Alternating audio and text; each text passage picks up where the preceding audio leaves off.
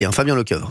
Moi, je vais vous parler de Jean-Marie Le Pen, parce que j'en ai beaucoup parlé avec Alain Barrière. Parce que ce qu'on ne sait pas, ce chanteur breton qui a vendu 40 millions de disques en France... Ouais, il a chanté quoi déjà, Alain Barrière? Ma vie, il a chanté Elle était si jolie, elle a chanté... Ah ouais, elle était si jolie. Voilà, entre autres.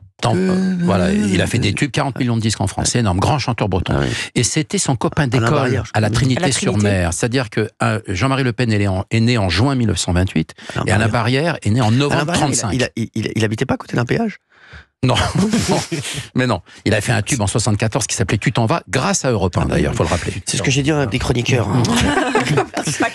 Et alors, à chaque fois qu'Alain Barrière me parlait de Jean-Marie Le Pen, politiquement, il s'en moquait complètement. Mais ça restait son copain de classe, parce que Alain Barrière n'avait pas de papa connu. C'était un marin de passage.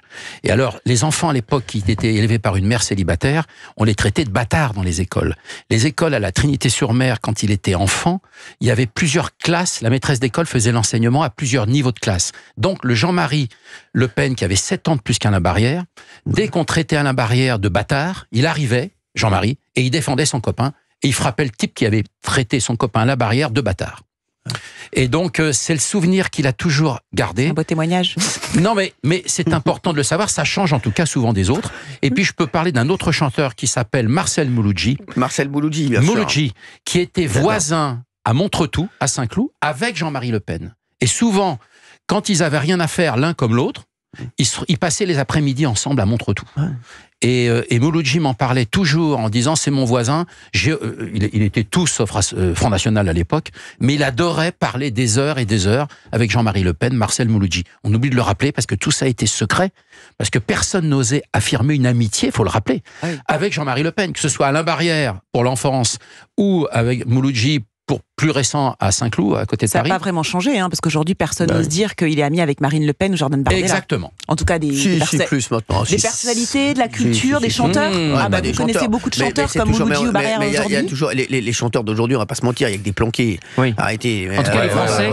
On va pas se raconter d'histoire, excusez-moi. Les Français sont pas. À part les anciens, voilà, c'est comme aujourd'hui, comme les acteurs, excusez-moi, voilà, il y a encore des mecs qui ont encore des cojones. Mais je pense pas que Michel Sardou dise je vote pour les Gérard Lanvin ou les voilà qui ont des vraies personnalités, voilà, des Michel Sardou, quoi qu'ils votent, voilà, Michel Lanvin, Michel Sardou, voilà, mais des tempéraments, quoi. Exactement, mais les restes, il y a pas de tempérament aujourd'hui, excusez-moi. En tout cas, on connaît des acteurs qui en privé tiennent certains discours, vont même saluer Jordan Bardella quand ils le croisent dans une gare. Exactement. Des acteurs très connus et qui lui disent devant lui, franchement, je suis vraiment impressionné par ce que vous dites. Et qui ne le critiquent pas dans les médias non plus. On peut percevoir qu'il penche plutôt à droite, même dans les médias, sans pour autant dire qu'il vote Bardella. Donc, ce que je voulais simplement vous dire, Cyril, sur les constats de Jean-Marie Le Pen, vous savez que le fils de Bernard Tapie a reconnu que vous savez que après le débat, Laurent Tapie. Puisqu'il y a un débat évidemment célébrissime entre Bernard Tapie et Jean-Marie Le Pen.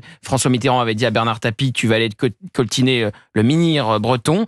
Et évidemment, célèbre débat où les deux sont excellents. C'est celui des gants de boxe. Voilà, c'est ça. Oui.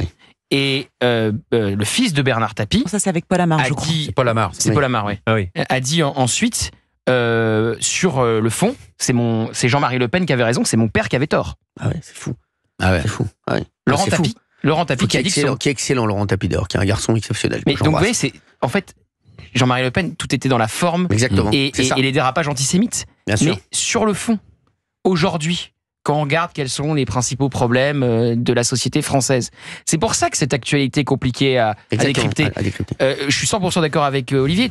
Tout est écrasé quand vous dites que les chambres à gaz, c'est un point de détail de l'histoire.